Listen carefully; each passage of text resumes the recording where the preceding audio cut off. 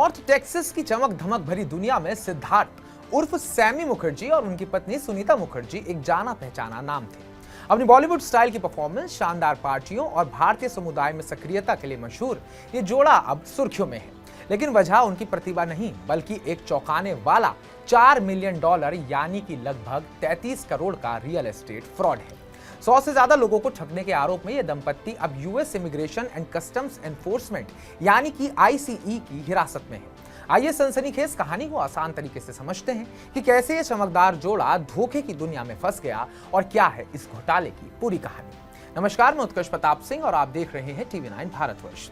Sami और Sunita Mukherjee Texas के plano शहर में भारतीय अमेरिकी समुदाय के सितारे थे।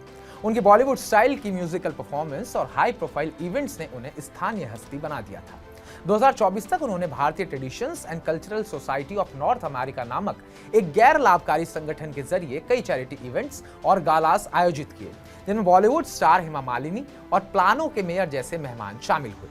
लेकिन इस चमक धमक के पीछे एक गहरी साजिश चल रही थी। जांचकर्ताओं के अनुसार इस दंपत्ति ने 100 से ज्यादा लोगों को फर्जी रियल एस्टेट डील्स में निवेश करने के लिए लुभाया। वे निवेशकों को उच्च रिटर्न का वादा करते थे और डलास हाउसिंग अथॉरिटी के नाम पर फर्जी रिमॉडलिंग कॉन्ट्रैक्ट्स और इनवॉइस जैसे विश्वसनीय दिखने वाले दस्तावेज दिखाते थे। लेकिन सच्चाई ये थी कि ये प्रोजेक्ट्स कभी अस्तित्व में थे ही नहीं। जब निवेशकों के डिविडेंड चेक बाउंस होने लगे तब इस धोखाधड़ी का पर्दाफाश हुआ।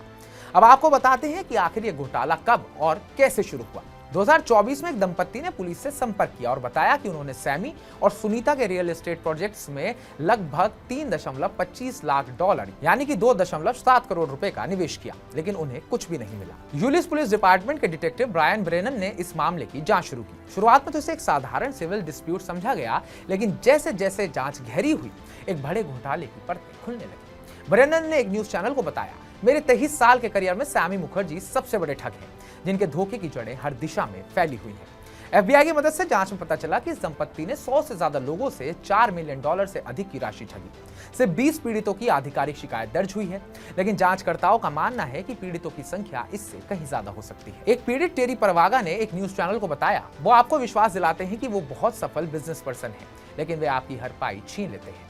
मुखर्जी दंपत्ति पर सिर्फ रियल एस्टेट फ्रॉड का आरोप नहीं है, उन्होंने बुजुर्गों को डराने वाली धमकी भरे ईमेल भेजे, जिसमें कहा गया कि अगर उन्होंने तुरंत पैसे नहीं दिए तो उन्हें गिरफ्तार कर लिया जाएगा।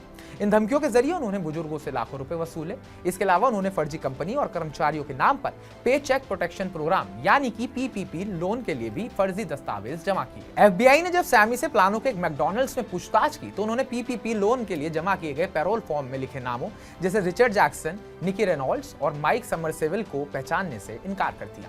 बाद में पता चला कि ये नाम पूरी तरह से फर्जी थे। ये तथ्य कि सैमी मुखर्जी के खिलाफ मुंबई में भी फ्रॉड के वारंट दर्ज है। दंपत्ति ने दावा किया है कि वे भारत से अमेरिका में ऋण मांगने आए थे, लेकिन उनकी मौजूदा इमिग्रेशन स्थिति स्पष्ट नहीं है।